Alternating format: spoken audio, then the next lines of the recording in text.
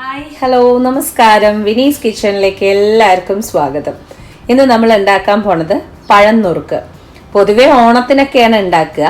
എന്നാൽ കൂടിയിട്ട് ഇടയ്ക്ക് ഒരു ചേഞ്ച് എന്നുള്ള നിലയിൽ നമ്മൾ വീട്ടിലൊക്കെ അമ്മയുണ്ടല്ലോ, ഇഡ്ഡലി ഇഷ്ടൂൻ്റെ കൂടെ ഒക്കെ രാവിലെ നേരത്തെ ബ്രേക്ക്ഫാസ്റ്റിന് അമ്മ ഉണ്ടാക്കാറുണ്ട്, പഴം നുറുക്ക് ഉണ്ടാക്കാറുണ്ട്. അപ്പോൾ അമ്മ പഴം നുറുക്ക് ഉണ്ടാക്കുന്ന സമയത്ത് ഒരു പീസ് 2 പീസ് കഴിച്ചു എന്നുള്ള രീതിയിൽ ആണ് സംഭവം. പക്ഷെ അച്ഛയുടെ റെസിപ്പി ഉണ്ട്. അച്ഛയുടെ റെസിപ്പി ഉണ്ടാക്കാൻ തുടങ്ങിയതിന് ശേഷം അമ്മയ്ക്ക് അച്ഛൻ അത് പറഞ്ഞു കൊടുത്തു. അതിന് ശേഷം ഉണ്ടല്ലോ അമ്മ ഉണ്ടാക്കുന്ന പഴന്നൂർക്ക് അടിപൊളിയാണ്. അച്ഛയുടെ റെസിപ്പിയിൽ ഉള്ള പഴന്നൂർക്കാണ് ഉണ്ടാക്കാൻ പോണത്.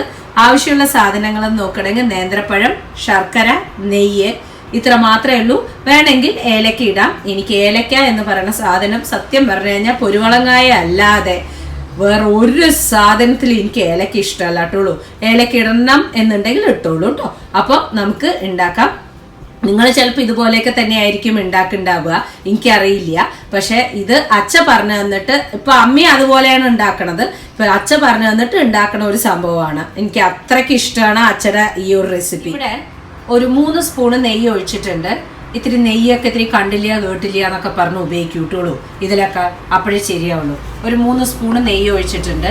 ഇനി ഇതിലേക്ക് നേന്ത്രപ്പഴം, അല്ല പഴുത്ത നേന്ത്രപ്പഴമാണ്, ഇങ്ങനെ പീസാക്കിയത് ഇടുക. സിമ്മിൽ വെച്ചിരിക്കുകയാണ്. നമുക്കിങ്ങനെ ഒരുപാട് ചറ പറവൊന്നും വേണ്ട. ഈ രാവിലെ നേരത്തെ ഉണ്ടാക്കണോണ്ടേ പിള്ളേരൊന്നുമില്ല, സ്കൂളിൽ പോയിരിക്കണേ. എടുത്തു തരാൻ വീഡിയോ. ഇനി ഇത് നേന്ത്രപ്പഴം സിമ്മിൽ ഈ നെയ്യിൽ കിടന്നിട്ട് ഒന്നാവട്ടെ. ഓക്കെ. ഇങ്ങനെ തന്നെ നല്ല രസമാണ്, അതാണ് വേറെ കുഴപ്പം. ഓക്കെ. ഇടയ്ക്ക് ഒന്ന് അപ്പുറവും ഇപ്പുറവും ഒന്ന് ആക്കി കൊടുക്കുക. ഒന്ന് നന്നായിട്ട് എല്ലാ ഭാഗവും ഒന്ന് മൊരിയത്തേട്ടുള്ളൂ. അടച്ചു വെക്കട്ടെ. അടച്ചു കാണാനില്ലേ? ഓക്കെ. അപ്പോൾ അടച്ചു വെച്ചിട്ട് നല്ല രീതിയിൽ ഇതൊന്ന് അപ്പുറം ഇപ്പുറമൊക്കെ നന്നായി മൊരിയിച്ചിട്ട് എന്നിട്ട് ബാക്കി നമുക്ക് ശർക്കര ഇട്ട് കൊടുക്കാം കേട്ടോ. ഇപ്പൊ നോക്കൂ, ഞാൻ നന്നായിട്ട് അങ്ങോട്ട് മൊരിയിച്ചെടുത്തിട്ടുണ്ട്. നന്നായിട്ട് ഇത് പഴുത്തത് കൊണ്ട് പെട്ടെന്ന് ആവുകയും ചെയ്യും. ഇനി ശർക്കര, പാനി അങ്ങനെയൊന്നും ഇല്ലാട്ടുള്ളൂ. ജസ്റ്റ് 2 അച്ച ശർക്കര വെള്ളത്തിൽ വെറുതെ തിളപ്പിച്ച് വെച്ചിരിക്കുക, പാനിയാക്കി വെച്ചിട്ടുണ്ട്. ഇനി ഇതിൽ കിടന്നിട്ട് ആവട്ടെ. ഈ ഒരു 4-5 കഷ്ണം പഴത്തിന് എന്തിനണ്ടി അമ്മ ഇത്രയൊക്കെ വെള്ളം എന്ന് ചോദിക്കണ്ട.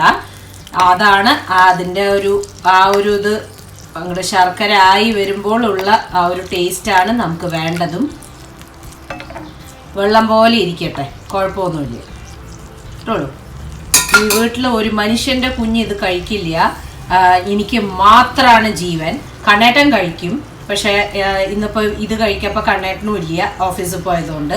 അപ്പം ഞാൻ മാത്രമേ കഴിക്കുള്ളൂ. അപ്പോൾ ആ ഒരു ആൾക്ക് വേണ്ട സംഭവമാണ് ഉണ്ടാക്കണത്. ഇത് അടച്ചു വെച്ചിട്ട് ഇത് നന്നായിട്ട് അങ്ങോട്ട് ആവട്ടെ. ഞാനൊന്ന് ഫുള്ളിൽ വെച്ചിട്ടുണ്ട് കേട്ടോ. അപ്പോൾ നോക്കൂ, ഡീപ്പ് കളർ കാരമലൈസ്ഡ് ആയിട്ടുള്ള രീതിയിൽ അവളെന്താ ഭഗവാനെ പറയട്ടെ, ആ വെള്ളത്തിൻ്റെ കംപ്ലീറ്റ് അത് അതിൽ പിടിച്ചിട്ടുണ്ട്. എല്ലാം ഓക്കെയാണ്. നമുക്ക് നിർത്താൻ സമയമായി. ഇതിപ്പോൾ ഡാർക്ക് ബ്രൗൺ കളറിലാണ്. ഓഫ് ചെയ്തു. ഇതിലേക്ക് ഇനി 1/2 സ്പൂൺ നെയ്യ് വീണ്ടും. ഓക്കെ. ഇതും കൂടി ഇട്ടിട്ട് ഒന്നും കൂടി നോക്കുക. കഴിക്കണമെന്ന് നല്ല ആഗ്രഹമുണ്ട് ഇപ്പോൾ.